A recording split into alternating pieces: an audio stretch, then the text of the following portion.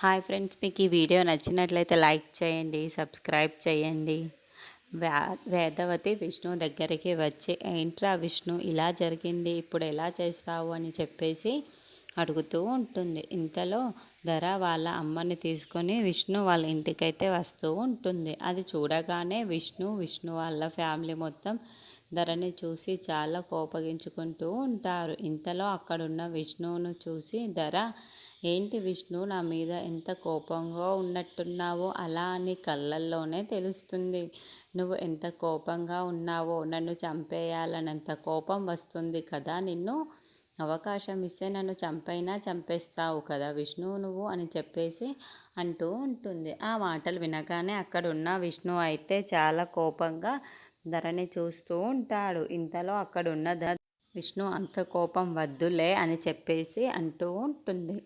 ఇంతలో అక్కడున్న విష్ణువు మాత్రం, నన్ను మోసం చేసి నా ఆస్తిని మొత్తం కొట్టేశావు, నా పిల్లల్ని అడ్డు పెట్టుకొని మరీ నా ఆస్తిని మొత్తం కొట్టేశావు, నీకు సిగ్గుగా అనిపించలేదా, నువ్వు ఇంతకు ఆడదానివేనా అని చెప్పేసి అడుగుతూ ఉంటాడు. ఆ మాటలు వినగానే అక్కడున్న ధర మాత్రం ఆ మాటలను పట్టించుకోకుండా, విష్ణు, నువ్వు ఇంకా తగ్గి మాట్లాడాలి. ఎలా అంటే, నా కాళ్ళ కింద చెప్పులాగా పడి ఉండాలి విష్ణు అని చెప్పేసి అంటూ ఉంటుంది. ఆ మాటలు వినగానే అక్కడున్న విష్ణుకైతే చాలా కోపం వచ్చి, ఏంటి ధర ఎక్కువ మాట్లాడుతున్నావు అని చెప్పేసి అంటూ ఉంటుంది. ఆ మాటలు వినగానే అక్కడున్న ధర మాత్రం, అవును విష్ణు, నీకు పైన నువ్వు ఇలా అలా ఉండాల్సిందే, నా కింద తలదించుకోవాల్సిందే అని చెప్పేసి అంటూ ఉంటుంది.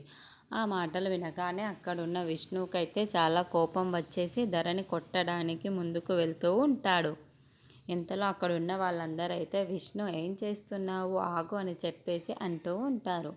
ఇంతలో అక్కడున్న ధర అయితే తన దగ్గర ఉన్న రివాల్వర్ తీసి, విష్ణు, నిన్ను కాల్చి పడేస్తాను తెలుసా నా సంగతి అని చెప్పేసి అంటూ ఉంటుంది. ఆ మాటలు వినగానే అక్కడున్న విష్ణు, వరలక్ష్మి, ఇంట్లో ఉన్న వాళ్ళందరూ కూడా ఒక్కసారిగా షాక్ అయిపోతూ ఉంటారు. ఏంటి ధర ఇలా తయారయ్యింది అని చెప్పేసి అనుకుంటూ ఉంటారు.